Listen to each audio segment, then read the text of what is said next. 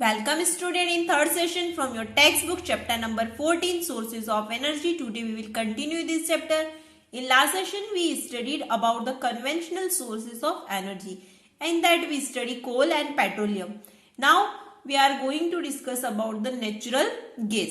So natural gas is the another important fossil fuel. Natural gas burns easily and produces a lot of heat. It consists mainly of methane, that formula CH4, okay, with small quantities of ethane and propane. It occurs deep under the crust of the earth, either alone or along with oil above the petroleum deposits. So natural gas is formed under the earth by the decomposition, means ये decomposition होता है, means breakdown होता है of vegetable matter lying under the water, okay, and this decomposition is carried out, और ये decomposition जो है means जो breakdown process है वो किसके through होती है, carried out by anaerobic bacteria in the absence of oxygen. Anaerobic means those bacteria which perform the activity in the absence of oxygen. Clear?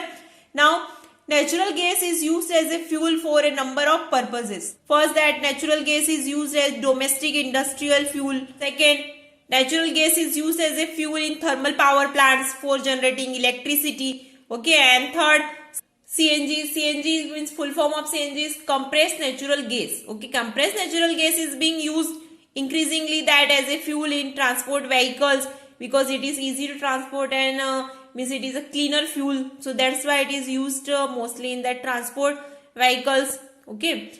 Now advantages of natural gas. So what are the advantages of natural gas? That natural gas being a complete fuel in itself can be used directly for heating purpose in homes and industry. There is no need to add anything else to it. Natural gas is a good fuel because it has high calorific value.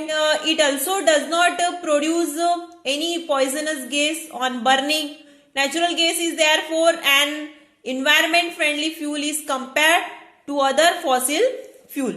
Okay. Next, a great advantages of natural gas is that it can be supplied directly from the gas wells to the homes and factories for burning through a network of underground pipelines, and this eliminates the need for the additional storage and transport. Clear this one? So these are the advantages of natural gas. Now pollution caused by the fossil fuel. The main disadvantages of using fossil fuel is that the burning, okay, of fossil fuel causes a lot of pollution in the environment. The burning of fossil fuels produces acidic gases such as sulfur dioxide and nitrogen oxide. Next, the burning of fossil fuels produces large amount of carbon dioxide because in that fossil fuel carbon is present and in air oxygen is present, so it forms that carbon dioxide which goes into the air. Next, it produces smoke which pollute the air.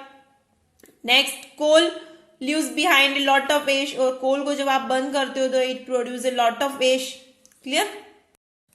Next, controlling pollution caused by fossil fuel means how we have to control that. First, the pollution of air caused by burning petroleum fuels in vehicles can be controlled by fitting the vehicle with catalytic that converter. Next, the pollution of air caused by burning coal in thermal power plants and factories can be controlled by washing down the smoke and acidic gases by water in a scrubber.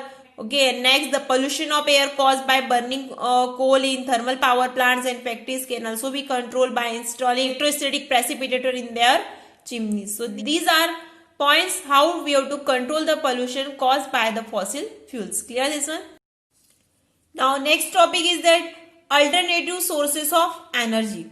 Okay. Alternative sources of energy, we can also call that non-conventional sources of energy. So those sources of energy which are not based on the burning of fossil fuel or the splitting of atom of nuclear fuels are called alternative sources of energy. Okay, means इसमें कोई भी fossil fuel use नहीं होता, ना splitting of atom से means nuclear fuel से energy create होती है. Okay, the example of alternative sources of energy are hydroelectric energy, okay, and wind energy, solar energy, biomass energy, energy from the sea, and geothermal energy. So these are the alternative sources of energy. We will learn that alternative sources of energy one by one. So hydroelectric energy. So from name only we can understand that hydroelectric energy. Hydro means what? Water. So flowing water possesses which energy, kinetic energy, क्योंकि आपने पहले पढ़ चुके हो आप कि जो भी जिसमें भी फ्लो होता है it means that has kinetic energy. तो the energy of flowing water has been traditionally used for rotating the water wheels and dry water mills to grind wheat to make flour. So the traditional use of energy of flowing water has been modified by improvement in technology and used to generate electricity. तो जो water flowing हो रहा है तो उसमें kinetic energy, तो उस energy को यूज करके उसमें इलेक्ट्रिसिटी जनरेट की जाती है with the help of technology. So that is called the hydro electric energy. Okay, so now hydro power plants किया गया, power plant that produces electricity by using flowing water to rotate a turbine. फिर उसमें देखो rotate होगा turbine और फिर ऊपर से जब फ्लोइंग वाटर जो वाटर टर्बाइन पे जब गिरता है तो उसमें फ्रिक्शन से मीन्स क्या होता है कि इलेक्ट्रिसिटी जनरेट होती है. Okay, so by using flowing water to rotate a turbine is called the hydro power plant. Hydro power plant convert the potential energy of water stored in the reservoir of a tall dam into electrical energy. Means आपको पता है जैसे एक dam बना रहा था तो उसमें वाटर स्टोर है, वाटर स्टोर है मतलब उसमें कुछ भी फ्लोइंग नहीं हो रहा है, तो इट मीन्स दैट उसमें कौन सी एनर्जी है, पोटेंशियल एनर्जी, मतलब एक जगह पे फिक्स्ड है. और जैसे उसमें मूवमेंट आ जाती है और उसमें टर्बाइन वहां पे नीचे लगे रहते हैं, वो रोटेट होते हैं, तो फास्ट फ्लोइंग वाटर जब उस पर टर्बाइन पे गिरता है तो वो जैसे फ्रिक्शन होता है उसकी इसमें टकराने से, तो उसमें एनर्जी क्रिएट होती है और that energy what, electrical energy. The dams for generating hydroelectricity can be built only in a limited number of places. Okay, usually in the hilly areas or at the where the water can fall. Okay, where the water can fall from a considerable height. Means एक height से water turbine पे गिरना चाहिए, फिर वो rotate होता है और फिर electricity generate होती है. Okay, so at present of the total electric power generator in our country, almost 1/4 is contributed by hydroelectricity. Okay. So now advantages of that generating hydroelectricity. The advantages of using the energy of flowing water for the generation of electricity are the follows. Okay, so the generation of electricity from flowing water does not produces any environment pollution. Flowing water is a renewable sources of electrical energy. Okay, which will never get exhausted. Okay, and third, the construction of dams on river help in controlling flood and in irrigation. Next, disadvantages of generating hydroelectricity. So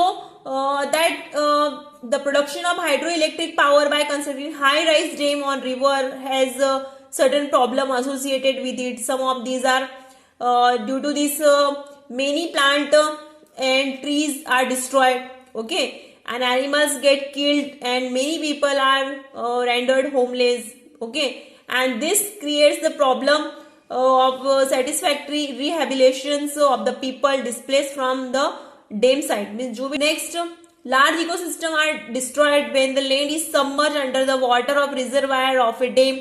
So the construction of dam on a river also disturb the ecological balance in the downstream area, okay, of the river. So due to the construction of dam there are no annual floods in the river. And because of this, the soil of downstream region does not get nutrient-rich silt.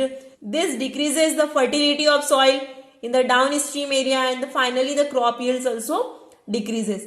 Next one, due to the construction of dam on the river, the fish in the downstream area do not get sufficient nutrient materials. Due to this, means the production of fish decreases rapidly.